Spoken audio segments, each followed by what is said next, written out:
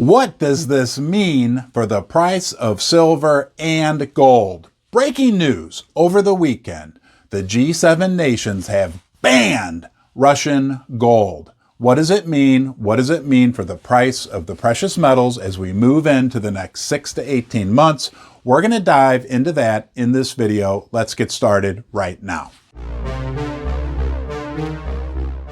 We're going to take a deep dive into this Russian gold ban, but first I want to talk about something personal quickly. This morning I was all excited to get down here and make this video. Breaking news. I had to get it out. I prettied myself up, the whole 9 yards. And I went outside to check on my daughter and her friends, and my one daughter was playing hockey on the side of the house by herself. And I said, I'm going to go down in the basement and work. And she said, well, will you play hockey with me?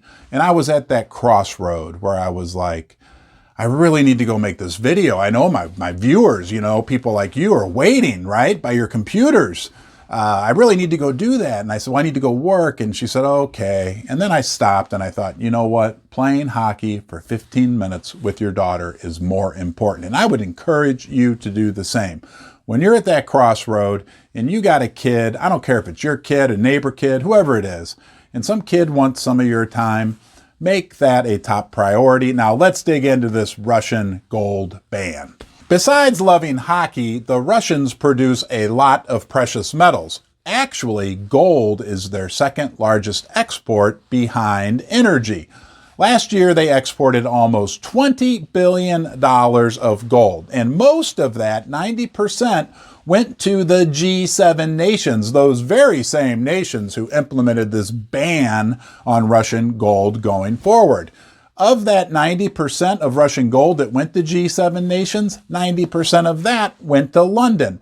London is a major precious metals mining, trading hub. Now, I've got about 6 in-depth thoughts on this whole subject matter and how it may affect the price of precious metals as we move forward. I want to hear what you think in the comment section below, okay? Number one, this just confirms, this is the silver lining on the whole thing, that gold and precious metals are valuable. If they weren't a valuable item, a valuable commodity, the G7 wouldn't have bothered with banning it. Okay, so this brings some much needed media attention on gold. They never talk about gold on the major financial networks. They never talk about silver, right? Because the big financial companies don't make a lot of money off it. There's a number of reasons, but this undeniably will bring some media attention to gold and silver. Next, we need to remember this only deepens the current rift between the East and the West, between the United States and Russia.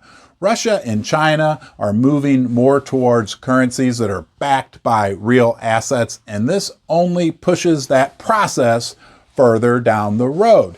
Could be very good for our friends gold and silver. Next, this ban on Russian gold will only serve to lower the supply of gold in the market. The lower the supply and the higher the demand, the higher the price of the precious metals will rise. And let's take a look at the last time that the West decided to ban a valuable Russian commodity, oil.